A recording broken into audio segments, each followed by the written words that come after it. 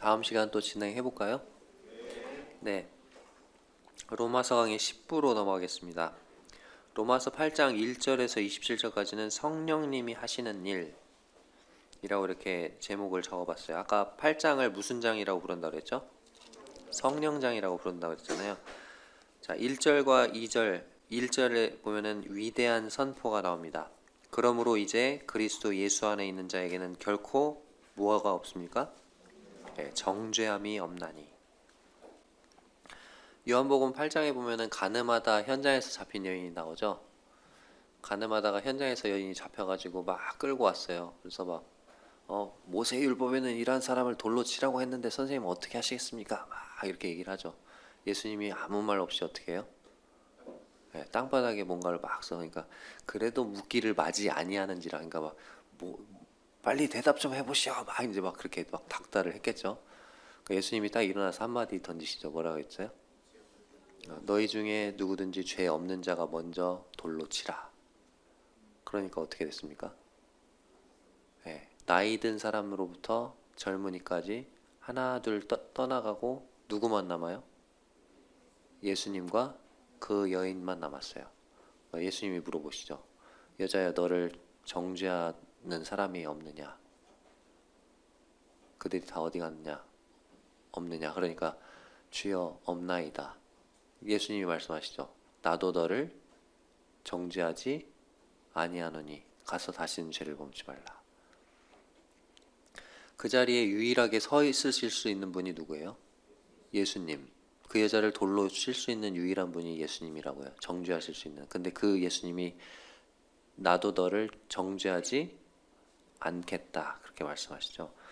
그래서 여기에 우리를 정죄하실 수 있는 유일하신 그 예수님이 우리에게 정죄함이 없다고 선포하고 계세요. 그러므로 이제 그리스도 예수 안에 있는 자에게는 결코 정죄함이 없나니. 2절에 보면 두 가지 법이 나옵니다. 이는 그리스도 예수 안에 있는 생명의 성령의 법이 죄와 사망의 법에서 너를 해방하였습니다.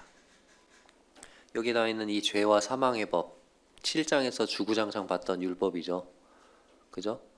근데 예수 그리스도 안에 있는 어떤 법이요? 생명의 성령의 법이 죄와 사망의 법에서 너를 해방하였습니다. 이렇게 말씀하셨습니다. 제가 여기 새를 두 마리 가져왔는데 한 새가 죽어 있는 새, 한 새는 살아 있는 새. 하나, 둘, 셋, 확 던졌어요. 그럼 어떻게 될까요? 죽은 새 어떻게 돼요?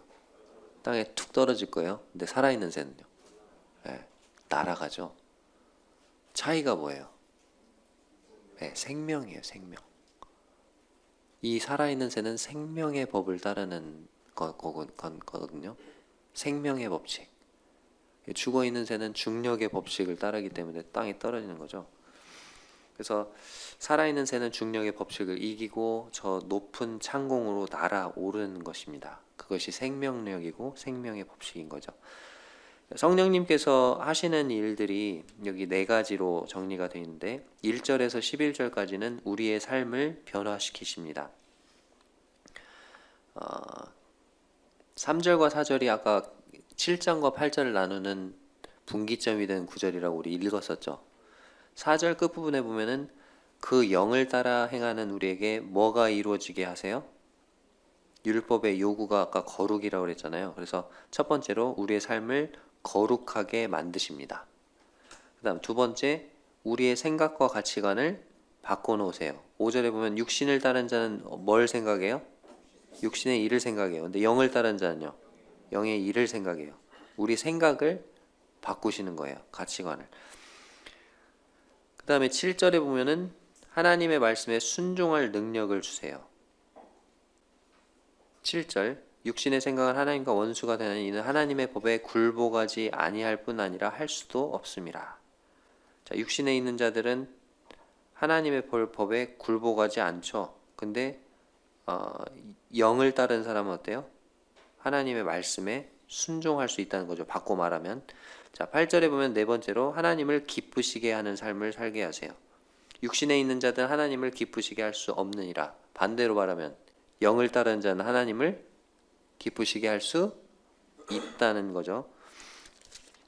9절에서 11절까지 이와 같은 삶의 변화를 통해서 구원받은 여부를 알 수 있다는 거예요. 여기 보면은 9절에 만일 너희 속에 하나님의 영이 거하시면 너희가 육신에 있지 아니하고 영에 있나니 누구든지 그리스도의 영이 없으면 그리스도의 사람이 아니라. 우리 속에 하나님의 영, 즉 성령이 거하신다면 그 사람 구원받은 사람인 거죠. 10절 또 그리스도께서 너희 안에 계시면 몸은 죄로 말미암아 죽은 것이나 영은 의로 말미암아 살아있는 것이니라. 여기 몸은 죄로 말미암아 죽은 것이나 이 부분이 다른 번역에는 사망의 지배를 받으나 이렇게 되어 있어요.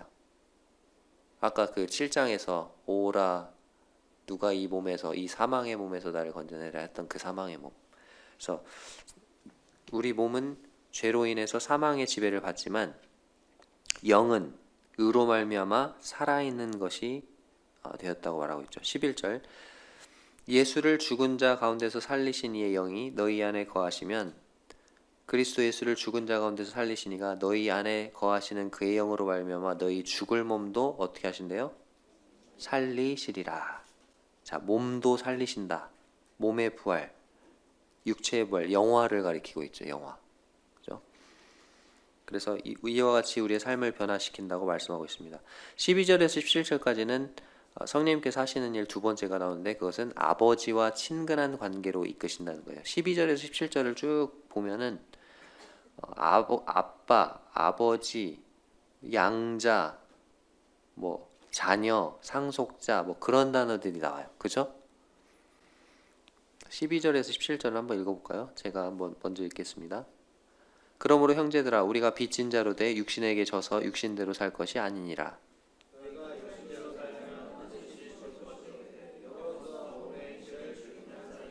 무릇 하나님의 영으로 인도함을 받는 사람은 곧 하나님의 아들이라.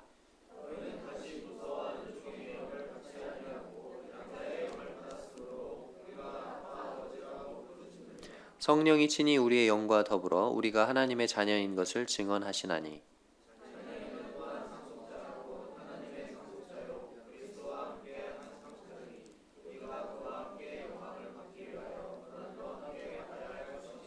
네.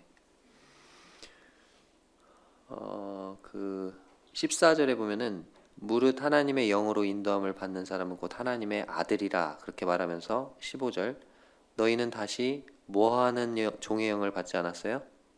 네, 무서워하는 종의 영을 받지 않았어요. 그리고 양자의 영을 받았대요. 자, 구원받지 못한 사람의 큰 특징은 무서워한다는 거죠. 하나님의 심판을 두려워하고 하나님과 그 아까 화평, 평화, 화목한 관계가 되지 않았기 때문에. 그러나 성령님이 내주하는 사람은 하나님을 아버지로 인식하게 된다는 거예요. 신분이 더 이상 종이 아니고 양자가 되었다는 것을 깨닫게 된다는 거예요. 그리고 하나님을 뭐라고 불러요? 아빠, 아버지.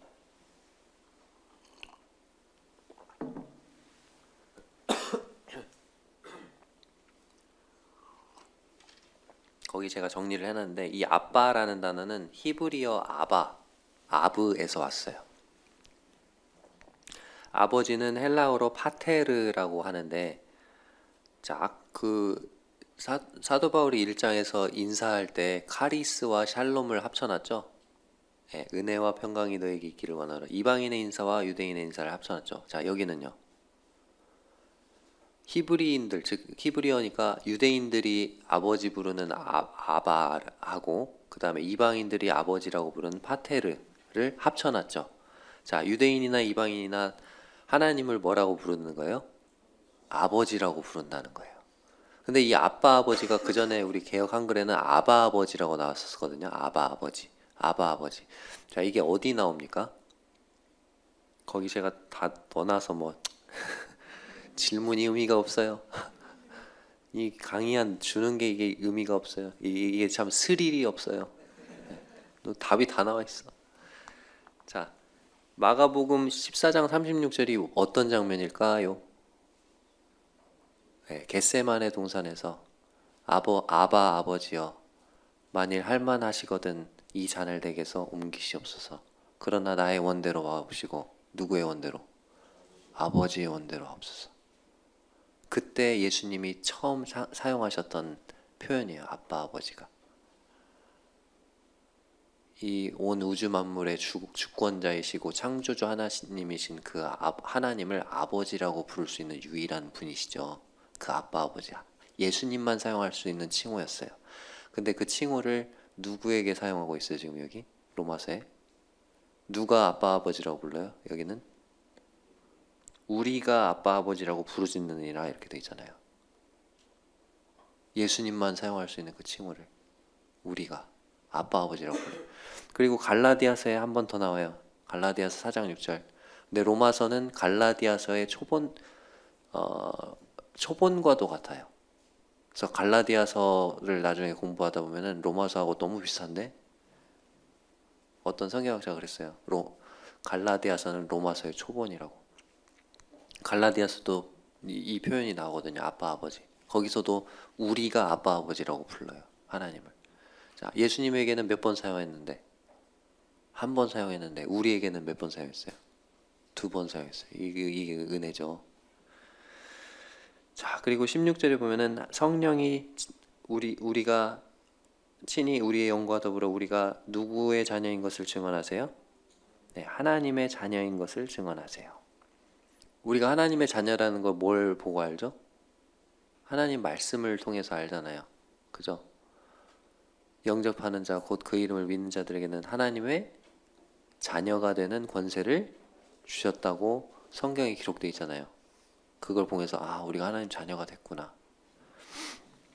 자, 그 외에도 우리의 삶을 인도하시고 보호하시는 하나님의 손길을 통해서 우리 성도님들 간증 들어보면 그래, 하나님이 우리를 사랑하시고 저렇게 인도하시고 보호하시는구나.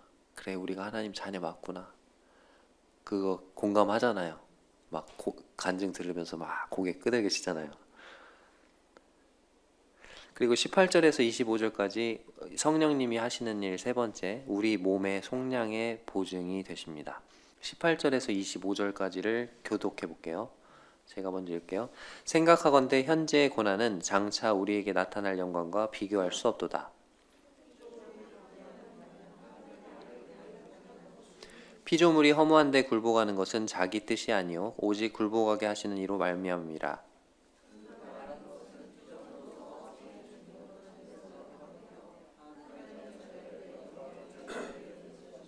피조물이 다 이제까지 함께 탄식하며 함께 고통을 겪고 있는 것을 우리가 아느니라.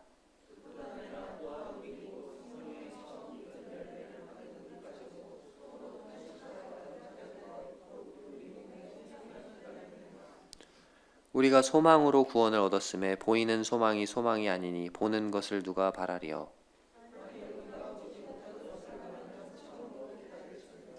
네.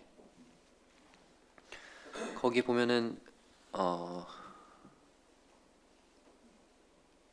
23절에 보면은 그뿐 아니라 또한 우리 곧 성령의 처음 익은 열매를 받은 우리까지도 속으로 뭐 한대요? 탄식한대요. 그러면서 양자될 것 곧 우리 몸에 뭘 기다려요?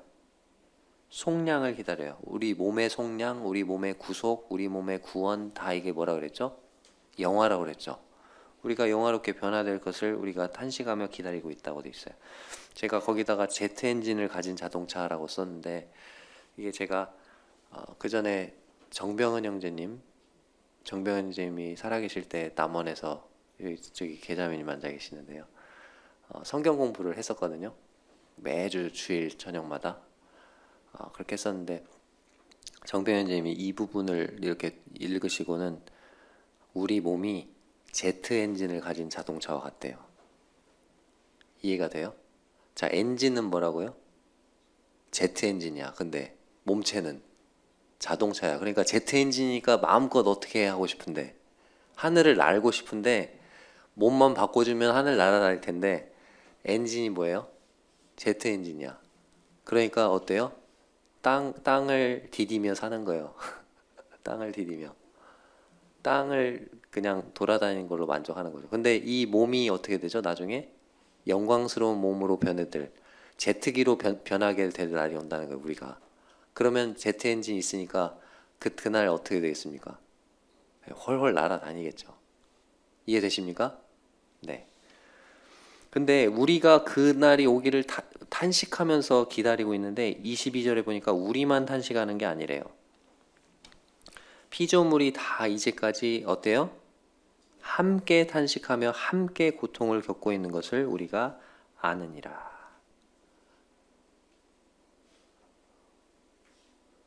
내셔널 지오그래픽 뭐 이런 거 보면은 엄청나게 잡아먹고 잡아먹히고, 그죠? 사자가 그 사슴이나 뭐 다른 동물들 잡아먹을 때 좋을까요? 그렇게 잡아먹고 싶어서 잡아먹는 거예요? 처음부터 그렇게 맹수, 야수성을 가지고 창조됐나요? 아니요. 왜 이렇게 변했어요? 인간의 범죄 때문에. 그죠? 인간이 범죄해가지고 이 땅이 저주를 받아가지고 피조 세계가 다 저주를 받아가지고 그렇게 변한 거거든요. 그래서 19절에 보면 피조물이 고대하는 바가 있대요. 손꼽아 기다린대요. 그날을. 뭘 기다려요? 하나님의 아들들이 나타나기를 기다린대요. 우리가 여기 그 시내에 이렇게 나가서 길거리 막 걸어가고 있으면 하나님의 아들들이다 이렇게 알아보나요? 알아보나요? 못 알아보나요? 못 알아봐. 근데 그날에는요. 예. 주님과 함께 재림할 거거든요, 우리는. 그리고 같이 통치하거든요. 우리가 지나다닐 때 그때는 알아보겠죠? 와, 하나님의, 지금은요. 네가 뭐 하나님의 아들이야. 막 이렇게 무시당하죠. 근데 피조물이 하나님의 아들들이 정체를 드러내게 될 그날을 고대한대요. 우리가 영광스러운 모습으로 주님과 함께 지상재림하게 될 때를 고대하고 있다는 거, 피조물이. 자, 그리고 여기 보니까 성령의 처음 익은 열매를 받은 우리까지도 이렇게 23절에 그렇게 나와 있는데, 처음 익은 열매는 그 이후의 수확 전체를 보증합니다. 남원에 그 송동이라는 데가 있어요, 시골에. 거기에 형제님, 강학규 형제님이라는 형제님 계시는데 복숭아 농사를 하세요. 복숭아가 그 복숭아가 어떤 복숭아냐면, 저는 그 딱딱한 복숭아 별로 안 좋아해요. 약간 늙은 취향인가 봐. 물컹물컹한 이렇게 탁 씹으면 막 과즙이 확, 그 황도 있잖아요. 황조 통조림. 그거보다 더 맛있어요. 복숭아가. 그런 복숭아가 나오거든요. 근데 진짜 맛있는데, 복숭아가 철이 되면은 막 그 열몇 상자, 수십 상자를 가져와가지고 막 집 가정별로도 가져가시라고. 오늘 수요 집회 후에는 복숭아가 준비되어 있사오니 한 봉다리씩 가져가시기 바랍니다. 막 그러기도 하고, 애찬 때 또 나오고 막 하나씩 다 먹어요. 막 하나씩, 뭐 한 조각씩 먹는 게 아니라 하나씩. 부족하면 막 두세 개씩 먹고.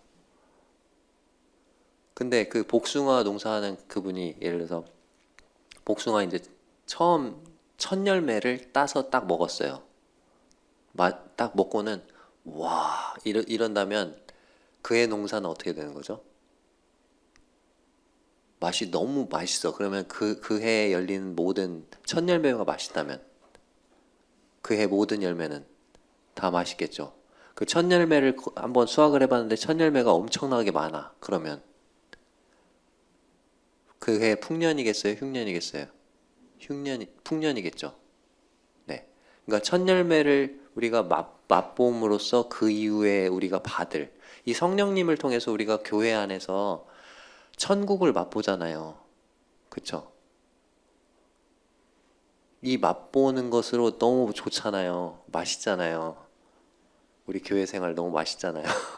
애차만 마시는 게 아니고. 근데 이 맛을 우리가 보는데, 천국에서 맛볼 진짜 그 전체 수확을, 우리가 받을 그 상속, 그거를 다, 지금은 약간 희미하게 맛만 본 건데 다 누리게 될 거를 보증해 주신다고요. 누가? 성령님이. 에베소서 1장 13절과 14절에서도 비슷한 걸 말씀하고 있죠. 그 안에서 너희도 진리의 말씀 곧 너희의 구원의 복음을 듣고 그 안에서 또한 믿어 약속의 성령으로 인치심을 받았으니.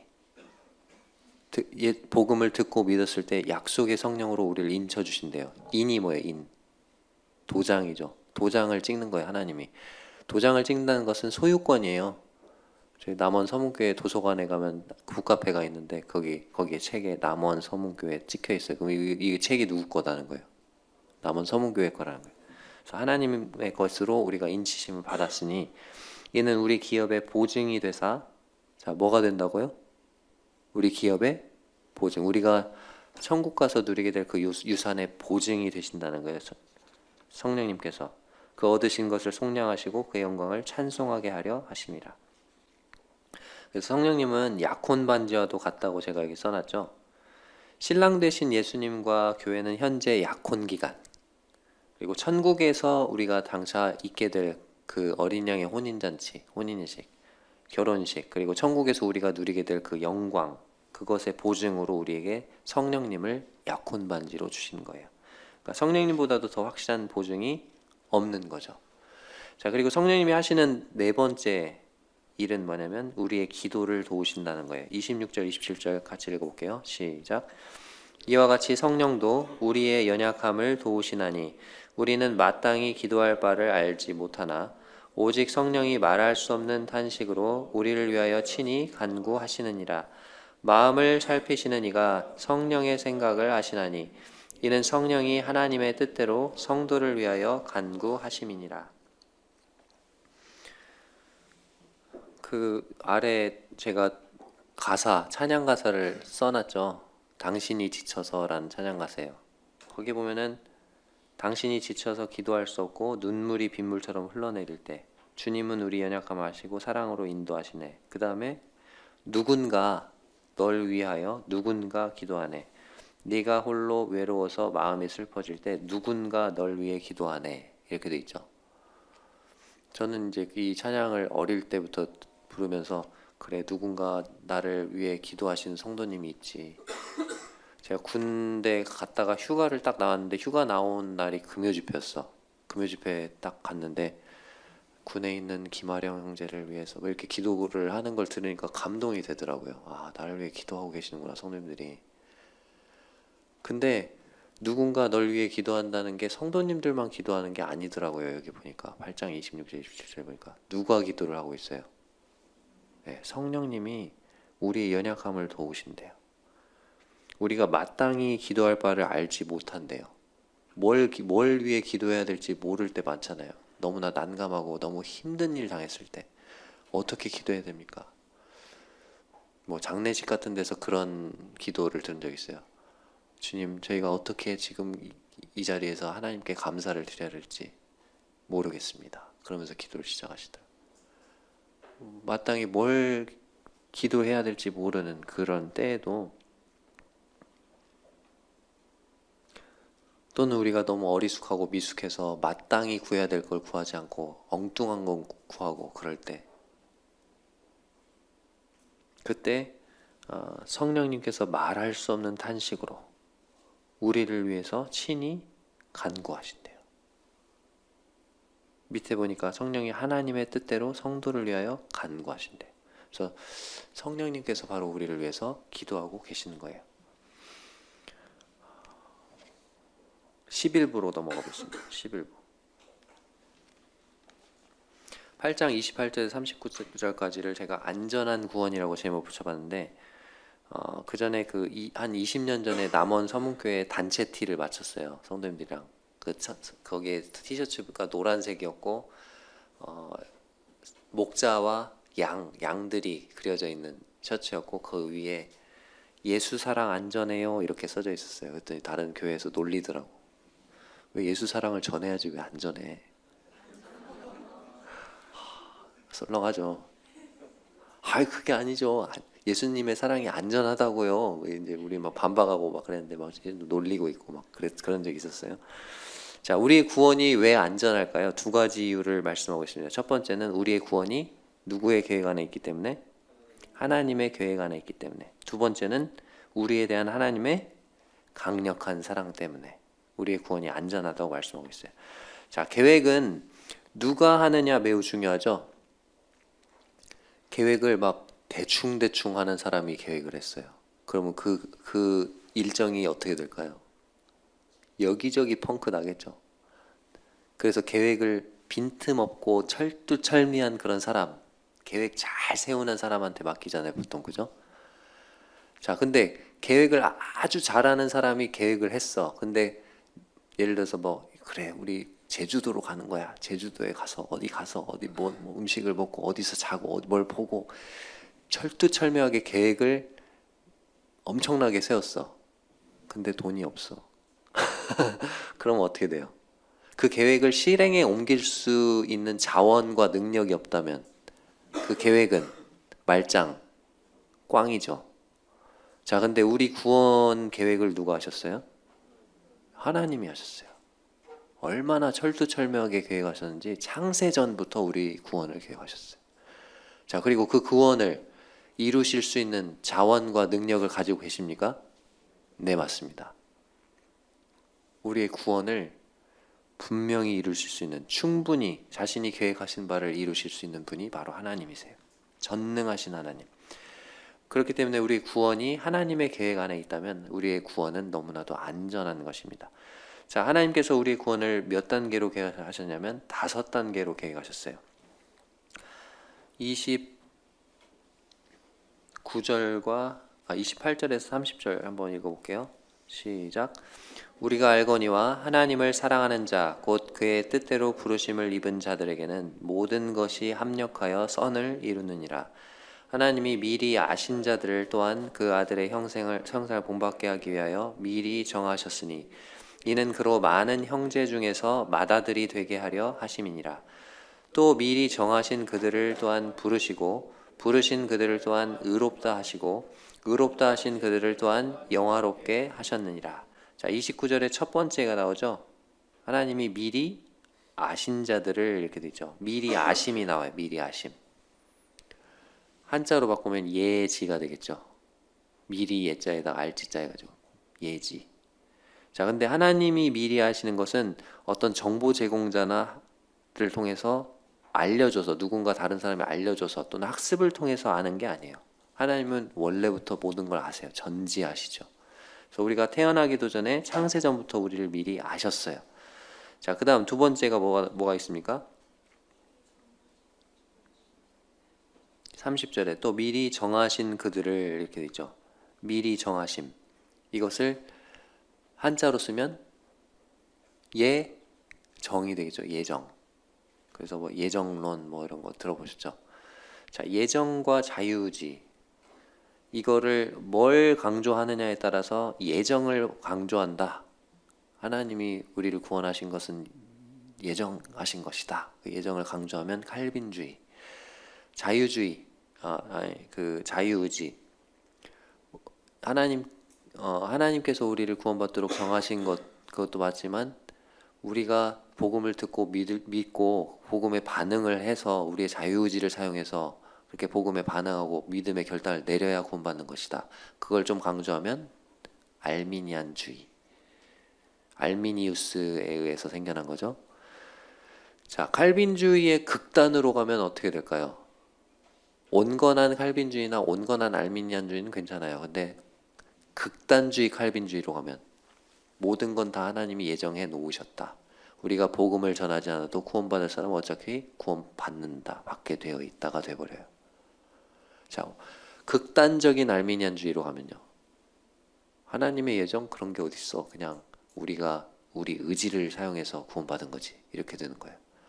자, 그럼 여러분들은 칼빈주의자이십니까? 알미니안주의자이십니까?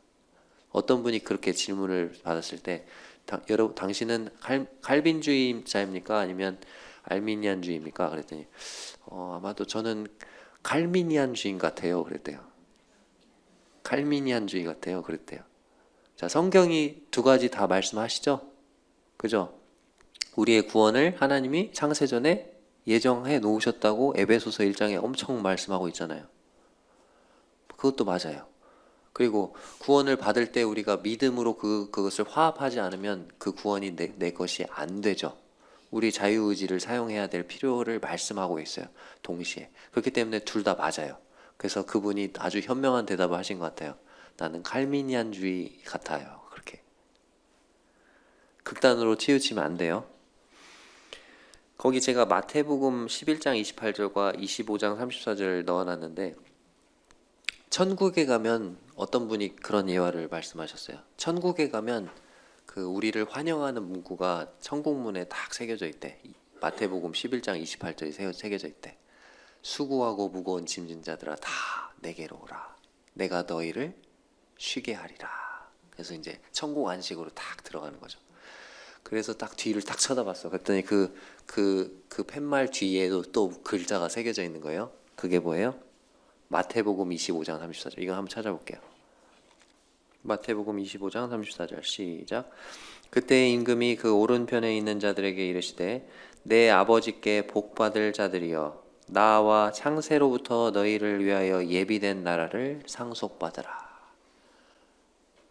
천국문에 이르렀을 때 어찌 될지는 모르겠지만 그냥 예화로 쓴 거니까 수고하고 무거운 짐진 자들 다 내게로 오라. 그걸 통과해서 딱 뒤를 쳐다봤더니 창세로부터 너희를 위하여 예비된 나라를 상속받으라 이렇게 돼 있다는 거예요.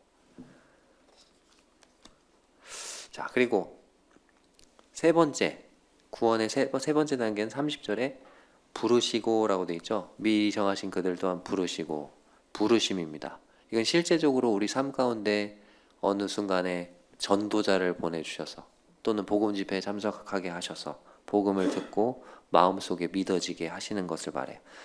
그리고 30절에 보니까 부르신 그들을 또한 어떻게 하신다고요? 의롭다 하시고. 우리 앞에서 계속 봤죠. 칭의. 그죠? 우리가 예수님을 믿을 때 우리의 모든 죄를 깨끗하게 하시고 의롭다고 칭해 주시죠. 그리고 30절 끝부분에 보니까 의롭다 하신 그들을 또한 어떻게 하셔요? 영화롭게 하셨느니라.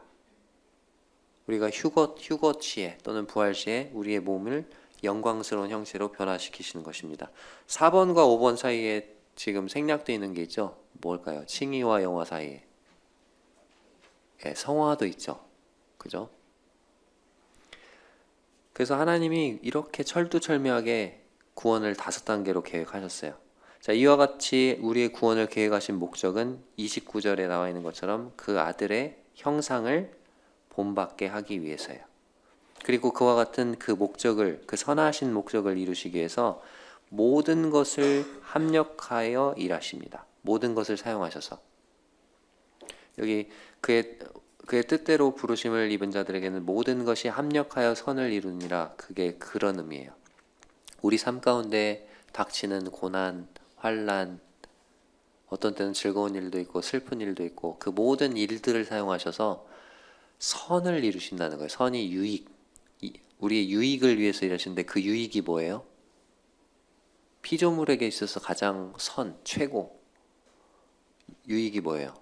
누구를 닮는 거예요? 네, 주인 되신 우리 주 예수 그리스도를 닮는 거예요. 우리의 구원이 이와 같은 하나님의 계획 가운데 있다는 것이 얼마나 우리에게 큰 위로와 격려가 되는지 모릅니다. 우리가 구원받은 게 어쩌다가 운 좋게 복음 듣고 믿어서 구원받은 게 아니라 우리 구원이 하나님의 계획이었다는 거예요. 그렇기 때문에 우리의 구원은 100% 안전합니다. 자, 두 번째로 우리의 구원이 안전한 이유는 우리에 대한 하나님의 강력한 사랑 때문이에요. 31절부터 39절까지 한번 교독해 보겠습니다. 제가 먼저 읽을게요. 그런즉 이 일에 대하여 우리가 무슨 말 하리요? 만일 하나님이 우리를 위하시면 누가 우리를 대적하리요?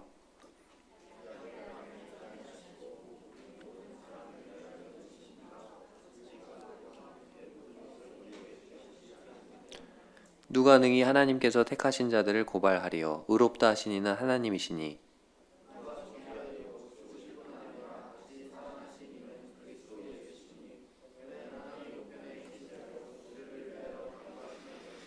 누가 우리를 그리스도의 사랑에서 끊으리요? 환난이나 곤고나 박해나 기근이나 적신이나 위험이나 칼이랴.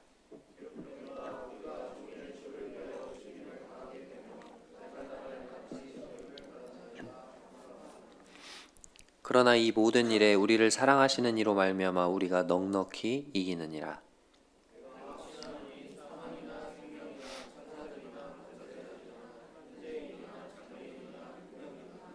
높음이나 깊음이나 다른 어떤 피조물이라도 우리를 우리 주 그리스도 예수 안에 있는 하나님의 사랑에서 끊을 수 없으리라. 우리의 구원이 안전한 이유 두 번째는 우리에 대한 하나님의 강력한 사랑 때문인데요. 31절에 보니까 하나님이 우리를 위하시면, 하나님이 누구 편이에요? 우리 편이라는 거예요. 그리고 32절에 보니까 자기 아들을 아끼지 아니하시고 우리 모든 사람을 위하여 내주시니가 어찌 그 아들과 함께 모든 것을 우리에게 주시지 아니하겠느냐. 하나님 편에서 가장 어려운 일이 뭘까요? 천지창조하는 일 너무 쉬워요. 말씀만 하시면 돼요.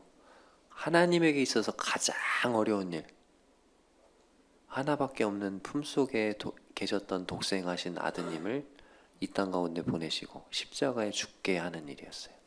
근데 이미 그 가장 어려운 일을 하나님은 하셨다는 거죠.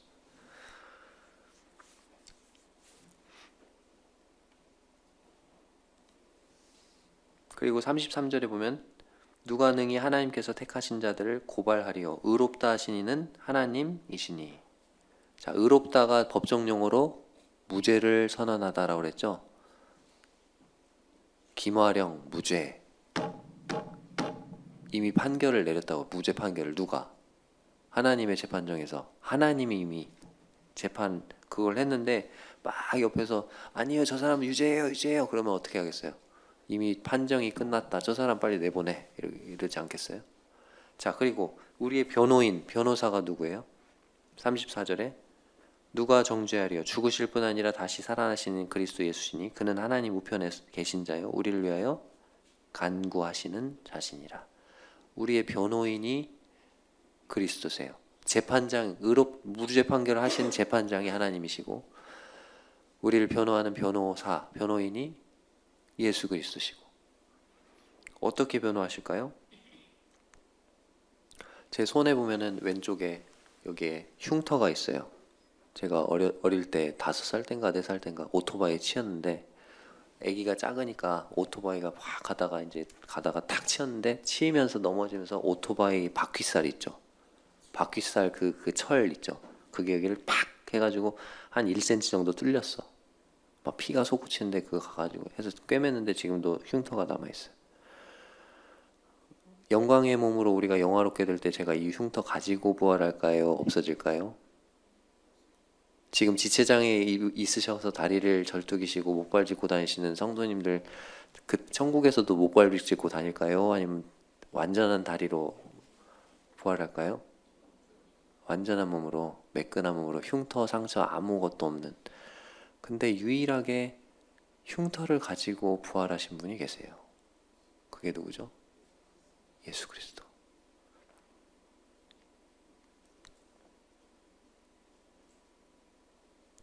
네 손을 내밀어 이 손과 발의 못자국을 만져봐라. 내 옆구리의 창자국을 만져봐라. 그렇게 말씀하셨잖아요. 왜 흉터를, 이게 어떻게 보면 하나님이시잖아요. 예수님은. 죽음이라는 게 어떻게 보면 부끄러운 흉터잖아요. 근데 왜 이걸 가지고 부활하셨을까요? 사탄이 끊임없이 송사하죠. 쟤 봐요. 또 죄짓네. 저 봐봐. 그럴 때마다 변호인이신 예수님이 일어나서 존경하는 재판장님, 지금 원고가 고발하는 저 죄는 이미 죄값이 지불되었습니다.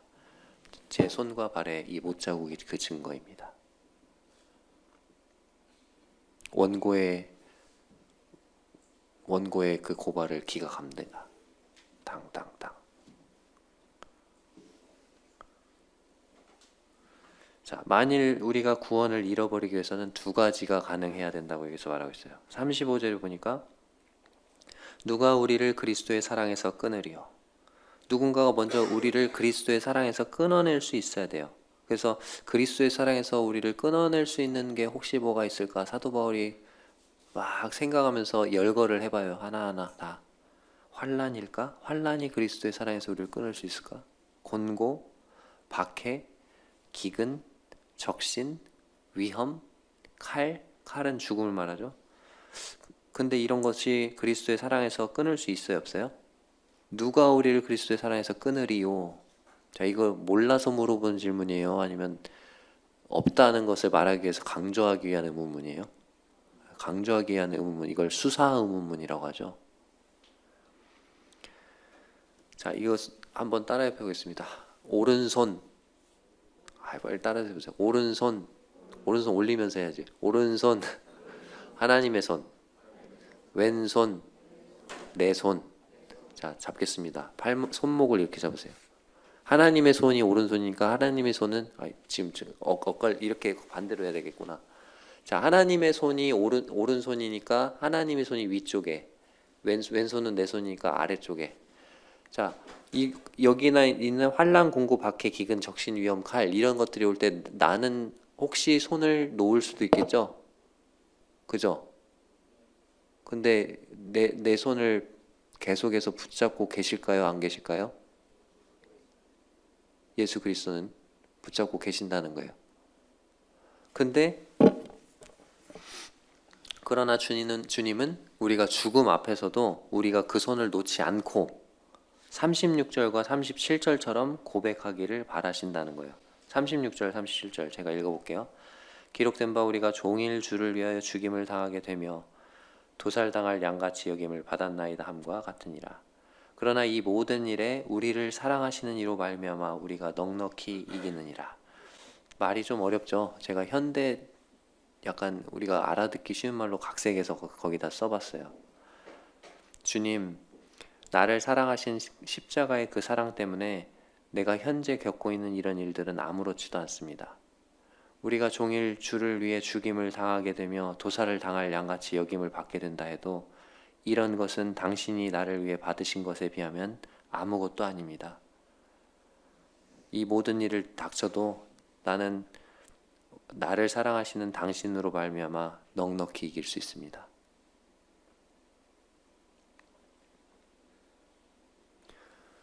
그리고 39절에 우리가 구원을 이뤄보기 위해서는 그리스도의 사랑에서 끊을 수 있어야 되고 누군가가 39절 끝에 보는 것처럼 높음이나 깊음이나 다른 어떤 피조물이라도 우리 주 그리스도 예수 안에 있는 하나님의 사랑에서 끊을 수 없으리라.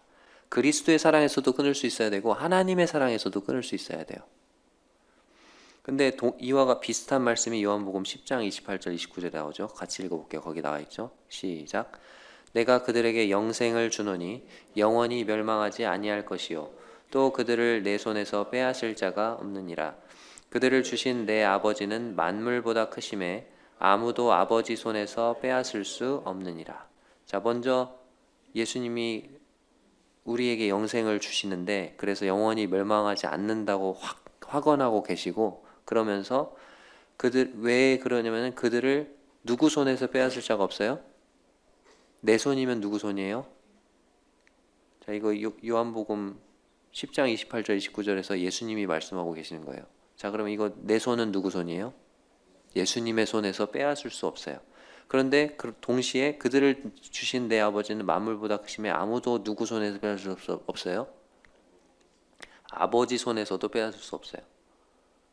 그러니까 사도 바울이 지금 여러 가지 사망이나 생명이나 천사들이나 권세자들이나 현재인이나 장래일이나 능력이나 높음이나 기쁨이나 다른 어떤 피조물이라도 이렇게 많은 목록들을 열거하고 있지만 여기에 열거된 그 어떤 것도 우리를 너무나도 강력한 사랑으로 붙들고 계시는 두 손. 누구의 손과 누구의 손이에요? 그리스도의 손과 예수 그리스도의 손과 하나님의 손에서 빼앗을 수 있어요? 없어요? 없어요. 그리스도의 사랑에서 하나님의 사랑에서 끊을 수 있어요? 없어요? 없어요. 그렇기 때문에 우리의 구원은 절대적으로 안전한 것입니다.